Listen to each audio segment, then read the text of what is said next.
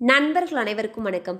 இன்னைக்கு நம்ம அந்த வீடியோவில் ரேஷன் அட்டைதாரர்களுக்கு புதிய அறிவிப்பு ஒன்று வெளியாகியிருக்கு. ஸோ அதை பற்றி தான் இப்போ நம்ம பார்க்க போகிறோம்.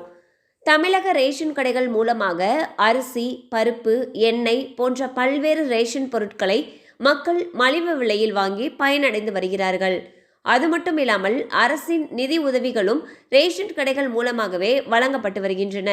இந்நிலையில் ஜனவரி மாதம் முதல் புதிய குடும்ப அட்டை கோரி விண்ணப்பித்தவர்களுக்கு ஓராண்டாகியும் இன்னும் வழங்கப்படவில்லை.